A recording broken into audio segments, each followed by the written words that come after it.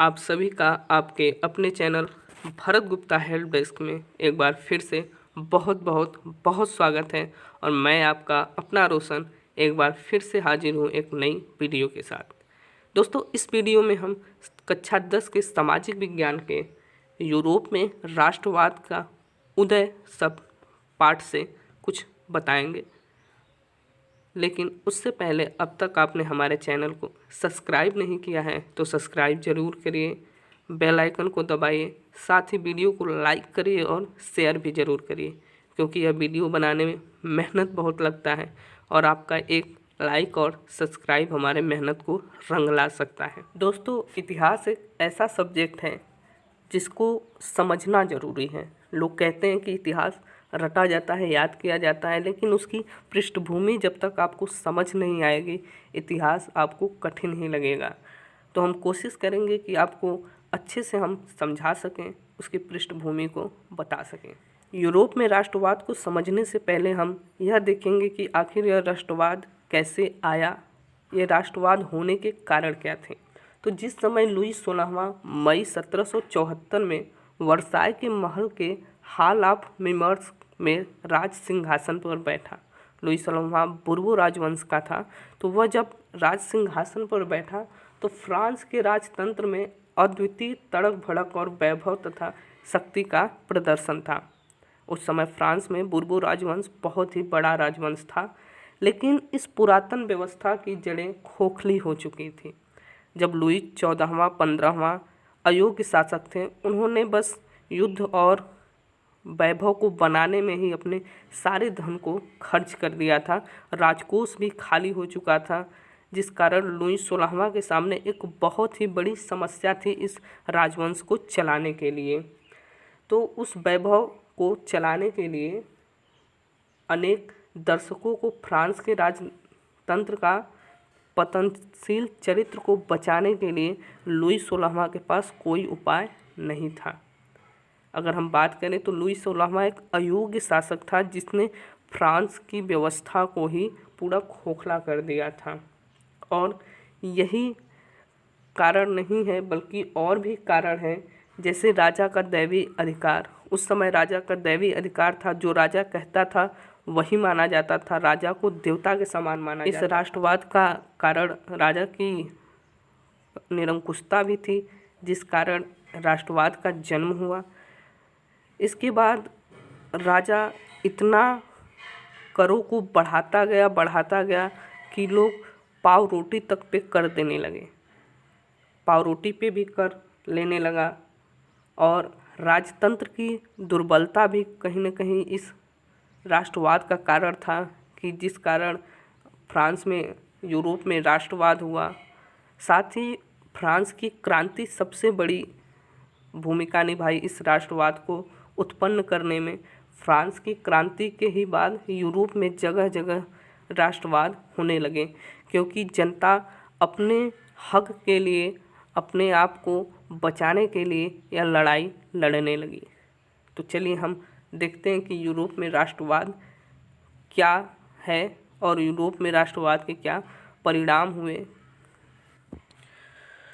19वीं शताब्दी के दौरान राष्ट्रवाद एक शक्ति के रूप में उभरा, जिसने यूरोप के बहुराष्ट्रीय राजवंशों, हमने बुर्बो राजवंश की बात की थी, वही राजवंश साम्राज्यों की जगह देश राज्य के उदय का नेतृत्व किया। फ्रांसीसी क्रांति, जो कि 1789 में हुई थी, याद रखिएगा, बहुत ही इम्पोर्टेंट है, 1789 में फ्रांसीसी क्रांति हुई थी, ने आधुनिक राष्ट्र राज्य के लिए मार्ग प्रशस्त किया। यानी एक ऐसा मार्ग जिसने लोगों को असमानता हटाया, लोगों के हक के लिए लड़ाई की, यही कारण है। फिर उसके बाद हम बात करते हैं राष्ट्र राज्य का उदय। राष्ट्र राज्य का उदय क्या है? फ्रांसीसी क्रांति ने पुराने राजशाही आदेश पर सवाल उठाया और एक लोकप्रिय राष्ट्रवाद के विकास को प्रोत्साहित किया। पुराना राजशाही शासन, ये भी याद रखिएगा कि बुर्बो राजवंश था उस समय फ्रांस में, जिसका राजा लुई 16वां था। एक संयुक्त समुदाय के रूप में राष्ट्र पर बल देने के लिए फ्रांसीसी क्रांति ने पितृभूमि, नागरिक और फ्रांसीसी लोगों के बीच एक नया फ्रांसीसी ध्वज जैसे नए विचार प्रस्तुत किए। इसने सभी नागरिकों के लिए एक समान कानून के साथ एक केंद्रीकृत प्रशासनिक प्रणाली की शुरुआत की। क्षेत्रीय बोलियों को निराश किया गया और पेरिस में बोली एक लिखी जाने वाली फ्रांसीसी को देश में एक सामान्य भाषा के रूप में स्वीकार किया गया। अर्थात फ्रांस में एक नया कानून बनाया गया जिसमें कि सभी लोगों को समान हक दिया गया, उन नागरिकों को अधिकार दिए गए और सभी राजवंश की समाप्ति की गई। अब बात करते हैं नेपोलियन संहिता की। नेपोलियन का क्या योगदान था इसमें? फ्रांस की क्रांति और यूरोप के राष्ट्रवाद में सबसे बड़ा हाथ नेपोलियन का ही था।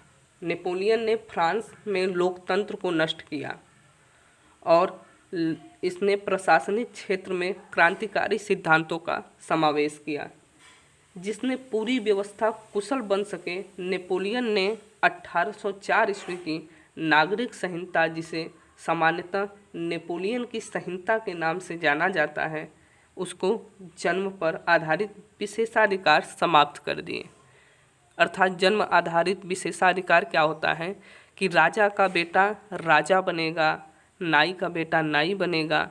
तो इस प्रकार के आधारों को नेपोलियन ने समाप्त किया। नेपोलियन ने योग्यता के आधार पर लोगों को नौकरी देना आरंभ किया। ये सबसे बड़ी उपलब्धि थी फ्रांस के लोगों के लिए, क्योंकि अब कई वर्ग के लोग अपने योग्यता के आधार पर ऊंचे से ऊंचे पद प्राप्त कर सकते थे। ये सबसे बड़ा। साथ ही कानून के समक्ष समानता की स्थापना की और संपत्ति एवं प्रशासनिक प्रभावों के अधिकार को सुरक्षित कर दिया। सामंती प्रणाली को समाप्त किया और किसानों द्वारा दिए गए भूदासत्व और जागीरदारी शुल्कों को समाप्त कर दिया। शहरी क्षेत्रों में कई कारीगरों के श्रेणी के संघों को नियंत्रण को हटा दिया। परिवहन एवं संचार प्रणाली में सुधार हुआ। सार्वभौमिक कानूनों की स्थापना, मानवीकृत भार और उपायों तथा सामान्य राष्ट्रीय मुद्दा से समाज को प्रत्येक वर्ग को लाभान्वित किया। यानी नेपोलियन ने वो हर कानून बदल दिया जो कि बुर्बो राजवंश लुई 16वां ने बनाया था। राजा के दैवी अधिकार को भी हटा दिया, उसके स्थान पर लोगों के जनसत्ता का सामान्य दिया और इसके साथ ही कई नियंत्रण हटा दिए। जैसे कई वर्ग थे फ्रांस में, उन वर्गों को भी हटा दिया। तो नेपोलियन ने बहुत ही बड़ा काम किया फ्रांस के लिए, फ्रांस के लोगों के लिए। एक बहुत ही महत्व हाथ था नेपोलियन का इस क्रांति में, इस राष्ट्रवाद में। अब बात करते हैं यूरोप में राष्ट्रवाद की। जर्मनी, इटली और स्विट्जरलैंड 18वीं शताब्दी के मध्य में राजशाहियों, डचियों और कैंटनों में विभाजित थे, जिनके शासनों ने अपने स्वायत्त प्रदेशों का निर्माण किया था। उन्होंने एक सामूहिक पहचान या एक आम संस्कृति साझा नहीं की। कुछ महत्वपूर्ण कारकों ने यूरोप में राष्ट्रवाद के उदय को जन्म दिया, जो निम्न है। पहला कारक, नए मध्यम वर्ग का उदय। नए मध्यम वर्ग का उदय क्या है कि इस प्रकार जब स्वामित्व मिला, लोगों को अधिकार मिला, तो एक नए वर्ग का उदय हुआ जिसे मध्यम वर्ग कहा गया। इसमें कई प्रकार के लोग, ऊंचे वर्ग से भी जो गरीब थे वो थे, और गरीब वर्ग से, निम्न वर्ग से भी जो लोग ऊंचे थे वो मध्यम वर्ग में आए। मध्यम वर्ग के लोग सामान्य तरह से जीते थे। फिर उदारवाद की विचारधारा का प्रसार। इस राष्ट्रवाद का कारण उदारवाद की प्रचार विचारधारा भी है, जिसमें उदारवादी लोग थे जो कि राजशाही शासन को नहीं मानते थे। रूढ़िवादी की नई भावना और वियना की संधि, और साथ ही रूढ़िवादी विचारों को, जो पुराने विचार थे उसको त्याग कर लोगों ने नए विचार को अपनाया, जिसमें समानता, विश्व बंधुत्व की भावना थी। फिर 1815 में हुए वियना संधि, जो कि नेपोलियन के पतन के बाद पूरे फ्रांस में अफरा तफरी मची थी। तब मेटरनिख ने एक वियना संधि का आयोजन किया। उस संधि के अनुसार फ्रांस के लोगों के भावनाओं और उनके अधिकारों के विषय में बात कही वियना संधि में। फिर क्रांतिकारियों का उदय। फ्रांस में क्रांतिकारियों का भी उदय हुआ, जिसने फ्रांस की जनता को उत्तेजित किया और राष्ट्रवाद के प्रति उनको समझाया। अब इसके बाद बात करते हैं हम कुलीन और नया मध्य वर्ग। मध्य वर्ग क्या था? अभी ऊपर हमने पढ़ा मध्यम वर्ग। तो सामाजिक और राजनीतिक रूप से जमीन का मालिक कुलीन वर्ग यूरोपीय महाद्वीप का सबसे प्रभुत्वशाली वर्ग था। यूरोप में पश्चिमी और मध्य भागों में औद्योगिक इकाइयों और व्यापार में बढ़ोतरी से शहरों का विकास हुआ और वाणिज्यिक वर्गों का उद्भव हुआ, जिनका अस्तित्व बाजार के लिए उत्पादन पर आधारित था। औद्योगिकी के कारण नए सामाजिक समूह, श्रमिक वर्ग के लोग और मध्य जैसे उद्योगपति, व्यापारी और सेवा क्षेत्र के लोग अस्तित्व में आए। कुलीनों को प्राप्त विशेषाधिकारों की समाप्ति के पश्चात शिक्षित और उदारवादियों के मध्य राष्ट्रीय एकता के विचार लोकप्रिय हुए। क्या था यह मध्य वर्ग? जब फ्रांस में समानता की बात कही गई तब नए वर्ग का उदय हुआ, जिसमें पढ़े लिखे लोग आते थे, उद्योगपति आते थे, जिन्हें एक नया मध्यम वर्ग कहा गया। अब बात करते हैं उदारवादी राष्ट्रवाद का अर्थ। उदारवादी राष्ट्रवाद क्या है? 19वीं शताब्दी के शुरुआती दौर में राष्ट्रीय एकता के विचार उदारवाद की विचारधारा से अधिक जुड़े थे। नए मध्यम वर्गों के लिए उदारवाद का अर्थ व्यक्तियों के लिए स्वतंत्रता और कानून के समक्ष सभी को समान अधिकार था।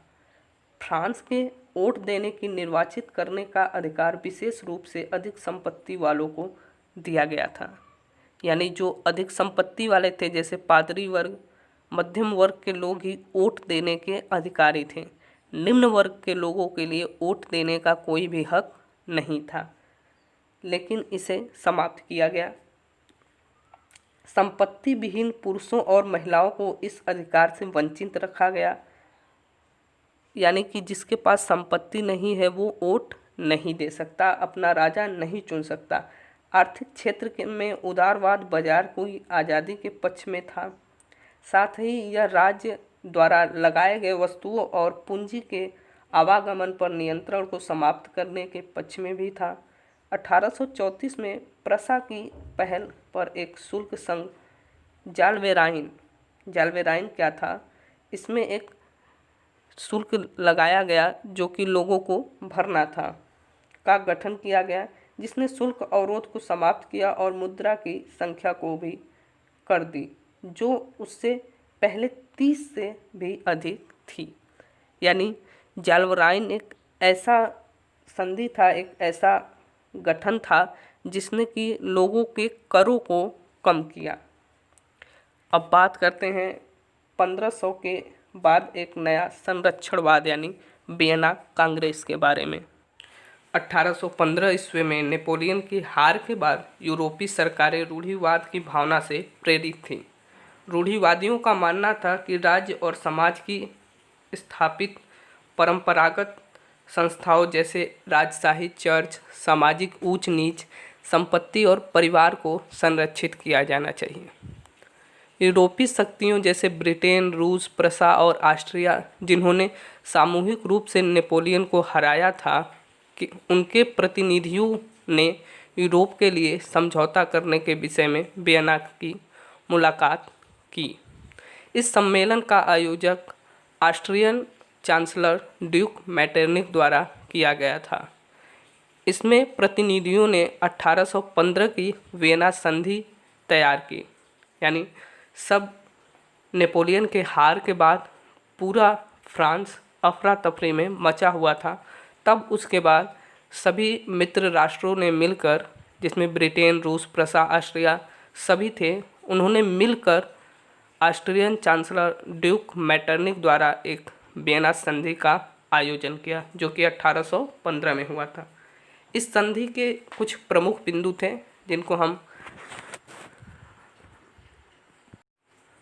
जिनको हम बता रहे हैं। पहला था फ्रांसीसी क्रांति के दौरान हटाए गए बुर्बो राजवंश को सत्ता में बहाल किया गया, जिसे नेपोलियन ने हटाया था। जिस राजशाही व्यवस्था को नेपोलियन ने हटाया था, उसे फिर से इन्होंने वियना कांग्रेस में बहाल किया गया, रखा गया। फ्रांस ने नेपोलियन के अंतर्गत कब्जे वाले प्रदेशों को खो दिया।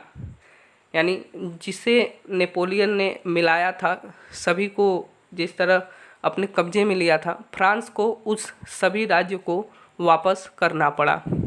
भविष्य में इसके विस्तार को रोकने के लिए फ्रांस की सीमाओं पर एक श्रृंखला की स्थापना की गई।